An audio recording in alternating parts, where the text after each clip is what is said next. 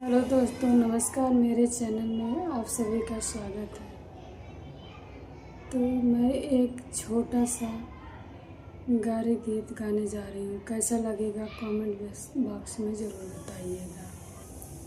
हीरा जड़ी हीरा लाल जड़ी जनक उमड़ुआ में हीरा जड़ी हीरा जड़ी हीरा लाल जड़ी जनक उमड़ुआ में हीरा जड़ी कहवा बैठबो मैं राम लक्ष्मण दुल्हा हो। कहवा बैठबो मैं राम लक्ष्मण दुल्हा हो। कहवा बैठबो दशरथ समधी जनक उमड़ुआ में हीरा जड़ी हीरा जड़ी हीरा लाल जड़ी जनक उमड़ुआ में हीरा जड़ी। अंगने बैठबो मैं राम लक्ष्मण दुल्हा हो। अंगने बैठबो मैं राम लक्ष्मण दुल्हा हो।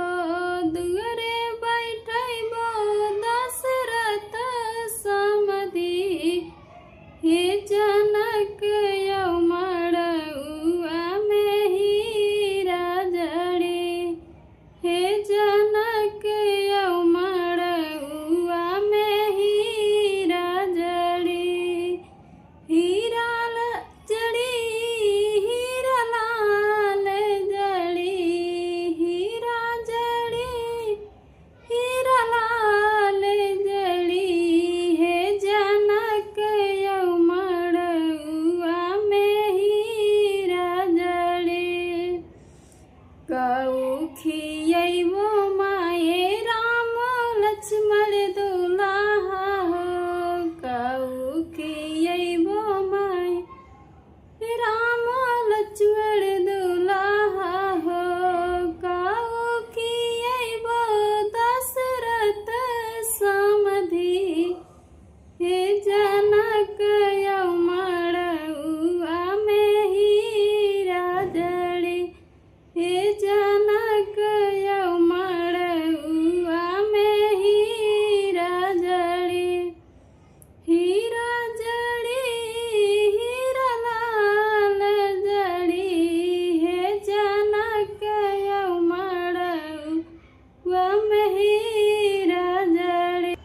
खौआ खियबो मैं राम लक्ष्मण दुल्हा हो। खौआ खियबो मैं राम लक्ष्मण दुल्हा हो।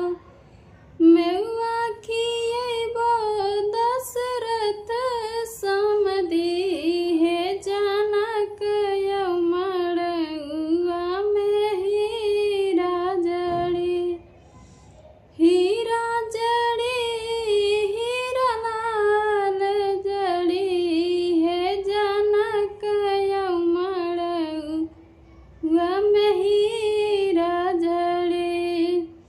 कऊ विदाई करबो राम लक्ष्मण दुल्हा हो।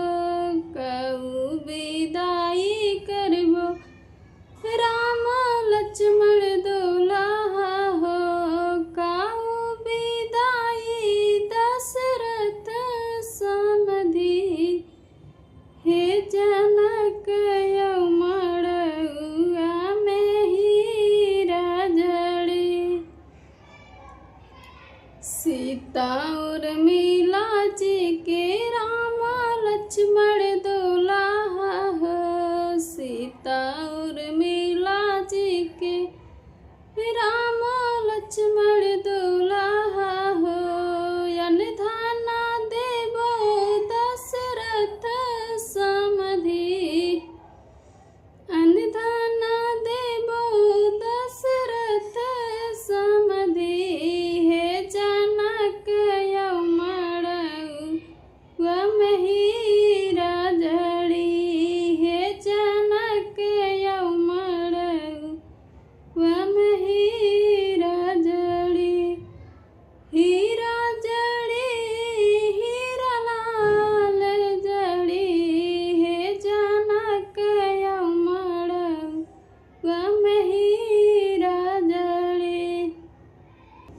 तो दोस्तों ये था मेरा राम गारी गीत। आप लोगों को कैसा लगा कमेंट करके ज़रूर बताइएगा।